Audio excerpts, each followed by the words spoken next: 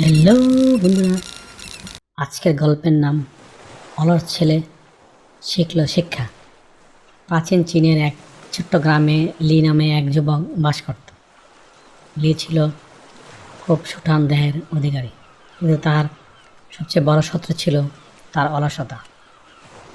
সূর্য মাথার ওপর না ওঠা পর্যন্ত সে ঘুম থেকে উঠত না। তার বাবা ছিল একজন কঠোর পরিশ্রমী কৃষক। তিনি সারাদিন রোদে পড়ে ধান খেতে কাজ করতেন, আর লি গাছের তলায় শুয়ে শুয়ে দিবা স্বপ্ন দেখত। একদিন সে বিনা পরিশ্রমে অনেক ধনী হয়ে যাবে। গ্রামের মানুষ লিকে নিয়ে হাসাহাসি করত, মাঝে মাঝে ঠাট্টা মস্করা করত। তার বাবা তাকে প্রায় বলতো, লে, মনে রেখো, পরিশ্রম ছাড়া যে ধন আসে তা বালি দিয়ে গড়া রাজপ্রাসাদের মতো এক নিমেষেই ধসে পড়ে। কিন্তু লি শুনত না। একদিন গ্রামে এক বৃদ্ধ সন্ন্যাসী এলেন। শোনা যেত তিনি মানুষের ভাগ্য বদলে দিতে পারেন। লি দৌড়ে তার কাছে গেল, বলল, হে ঋষি, আমাকে এমন কোনো মন্ত্র দিয়ে দিন যাতে আমি কাজ না করে রাতারাতি প্রচুর ধন সম্পদের মালিক হব।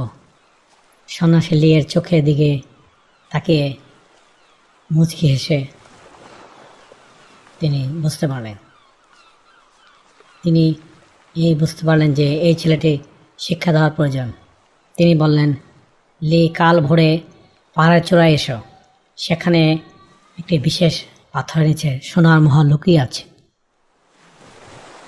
তো সত্য একটাই, তোমাকে সূর্যোদয়ের ঠিক আগে সেখানে পৌঁছতে হবে।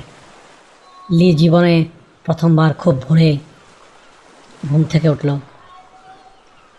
আধো অন্ধকারে সে পাহাড়ের দিকে হাঁটা শুরু করলো। পাহাড়ের পথ ছিল অত্যন্ত দুর্গম ও দুস্তর।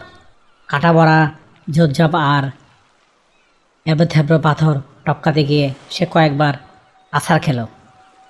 তার শরীর আঘাতে আঘাতে একাকার হয়ে গেছে, পা ছিঁড়ে রক্ত ঝরে যাচ্ছে। সে মনে মনে ভাবল, ইস, যদি অলস হয়ে ঘরে বসে থাকতাম তাহলে তো হয়তো আমার এত কষ্ট করতে হতো না। কিন্তু সোনার লোভ তাকে থামতে দিল না। সে প্রাণপণ চেষ্টা করে সূর্য ওঠার ঠিক আগে পাহাড়ের চূড়ায় পৌঁছল। পাহাড়ের চূড়ায় পৌঁছে লি দেখল সন্ন্যাসী বসে আছে, কিন্তু কোনো সোনার মোহর নেই। লি রেগে গিয়ে বললে, আপনি আমাকে মিথ্যা বলেছেন, সোনার মোহর কোথায়? সন্ন্যাসী তাকে ধমক না দিয়ে বললেন, নিচে তাকিয়ে দেখো, কি দেখতে পাচ্ছ? লি নিচে তাকিয়ে দেখল, ভোরের সোনালি রোদে পুরো গ্রামটি এক সোনালি আভায় চিকচিক করছে। কুয়াশা কেটে যাচ্ছে, পাখিরা গান গাচ্ছে, আর দূরে ধান খেতগুলো যেন সোনা দিয়ে মোড়ানো। সন্ন্যাসী বললেন, লে, তুমি আজ সকালে যে দৃশ্য দেখলে, তোমার শরীরের প্রতিটি ঘামের ফোঁটা যেন পরিশ্রমের স্বাদ পেল। সেটাই তো আসল সোনা। তুমি যদি আজ সকালে না উঠতে, তবে কি এই অপূর্ব পৃথিবীর রূপ আর তোমার শরীরের সক্ষমতা অনুভব করতে পারতে?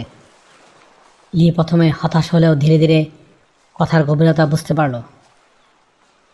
সে দেখল গত 2 ঘন্টায় সে যতখানি পথ পাড়ি দিয়েছে তা তার গত 5 বছরের আলস্যতা চেয়ে অনেক বেশি আরামদায়ক।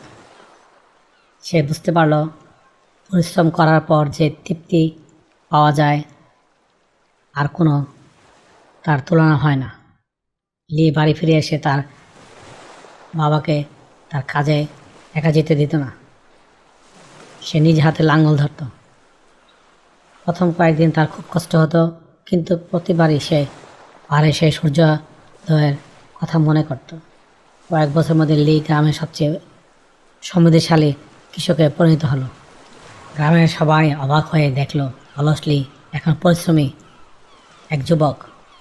এখন সে আর অন্যের দয়া বা জাদু যে সময় নষ্ট করে না।